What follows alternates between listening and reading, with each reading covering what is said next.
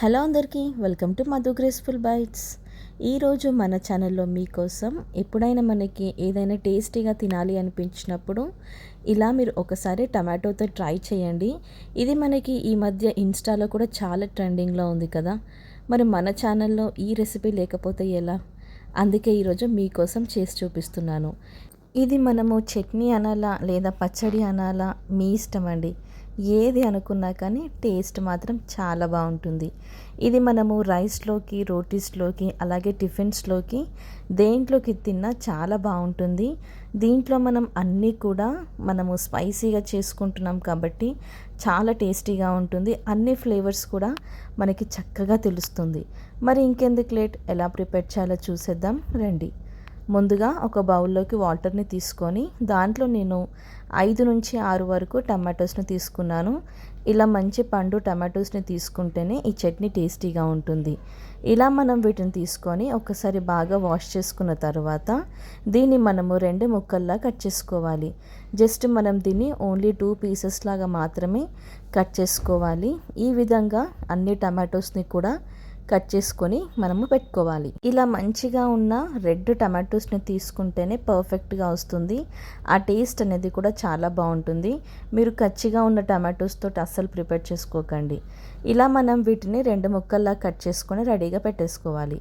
ఇప్పుడు ప్యాన్ పెట్టుకొని దీంట్లోకి మనము 2 టేబుల్ స్పూన్ల వరకు ఆయిల్ని వేసుకోవాలి. ఆయిల్ కొంచెం ఎక్కువగానే పడుతుంది. ఇలా మనం 2 టేబుల్ స్పూన్లు వేసుకున్న తర్వాత ఇది కొంచెం వేడవ్వాలి. ఇప్పుడు మనము కంప్లీట్ లో ఫ్లేమ్లో పెట్టేసుకొని ఇప్పుడు మనము టమాటోస్ని పెట్టేసుకోవాలి. ఇలా ఒక సైడ్ మాత్రమే అన్నీ కూడా పెట్టుకోవాలి. వీడియోలో చూపిస్తున్న విధంగా మనం ఇలా వీటిని ప్లేస్ చేసుకోవాలి. ఈ విధంగా అన్ని టమాటోస్ని పెట్టేసుకోవాలి. మనం ఇది ఓన్లీ మనము మీడియం ఫ్లేమ్లో కాకుండా కంప్లీట్ లో ఫ్లేమ్లో మాత్రమే వేయించుకోవాలి. అప్పుడే మనకి టమాటోస్ అనేది సాఫ్ట్గా ఉడికిపోతుంది. ఇలా మనం కంప్లీట్ లో ఫ్లేమ్ పెట్టుకొని వన్ సైడ్ మాత్రం ఫస్ట్ మనం ఉడికించుకోవాలి. ఒక 5 నుంచి 8 నిమిషాల వరకు ఉడికించుకోవాలి. తరువాత ఇంకొక సైడ్ ఫ్లిప్ చేసుకొని జస్ట్ మనం 2 మినిట్స్ ఉడికించుకుంటే సరిపోతుంది. ఇలా మనం ఉడికించుకున్న తర్వాత దీనిపైన ఉన్న ఈ పొట్టుని తీసేసుకోవాలి మనము. ఇది మనకి సాఫ్ట్గా ఉడికిపోయింది కాబట్టి ఈ స్కిన్ అనేది మనకి ఈజీగానే వచ్చేస్తుంది. ఇక్కడ వీడియోలో చూపిస్తున్న విధంగా ఏదైనా హోల్డర్ తోటి ఇలా మీరు స్కిన్ని తీసేసుకోవాలి.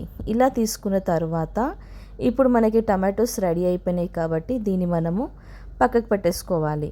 ఇప్పుడు మనము అదే ఆయిల్లోకి ఇక్కడ నేను ఎండుమిర్చి తీసుకుంటున్నాను. ఎండుమిర్చి వచ్చేసి 5 నుంచి 6 వరకు సరిపోతుంది. అదే ఆయిల్లోకి మనం ఇంకొద్దిగా ఆయిల్ని వేసుకోవాలి. 1 టీ స్పూన్ వరకు ఆయిల్ని వేసుకొని మళ్ళీ మనము కంప్లీట్ లో ఫ్లేమ్ పెట్టేసుకొని దీన్ని మనము ఫ్రై చేసుకోవాలి. ఎండుమిర్చి కూడా మనకి చక్కగా ఫ్రై అవ్వాలి. ఇది మనకి క్రిస్పీగా ఫ్రై అవుతేనే మనకి టేస్ట్ అనేది బాగుంటుంది. ఇలా మనము క్రిస్పీగా వీటిని మనము ఫ్రై చేసుకోవాలి.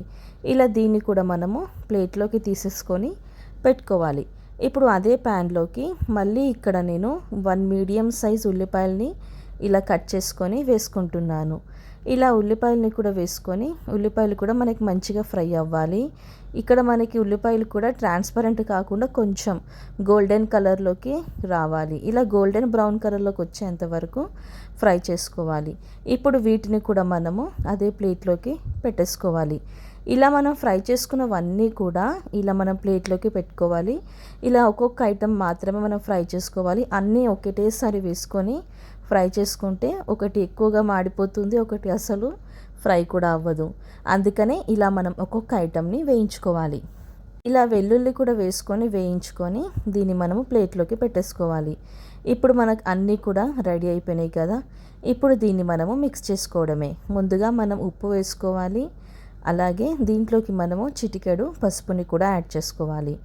ఉప్పు అలాగే పసుపు వేసేసుకొని ఇప్పుడు దీన్ని మనము మిక్స్ చేసుకోవాలి. ఇక్కడ చూస్తున్నారు కదా, ఎండుమిర్చి మనకి ఇలా అనగానే అలా క్రిస్పీగా ఫ్రై అయింది కాబట్టి మనకి చక్కగా ఇది మిక్స్ అయిపోయింది. ఇలా మనకి అన్నీ కూడా మంచిగా ఫ్రై అయితేనే ఇలా మనకి టేస్టీగా కుదురుతుంది. అలాగే మిక్స్ చేసుకోవడం కూడా ఈజీగా ఉంటుంది. ఈ విధంగా అన్నీ కూడా మనం మిక్స్ చేసుకోవాలి.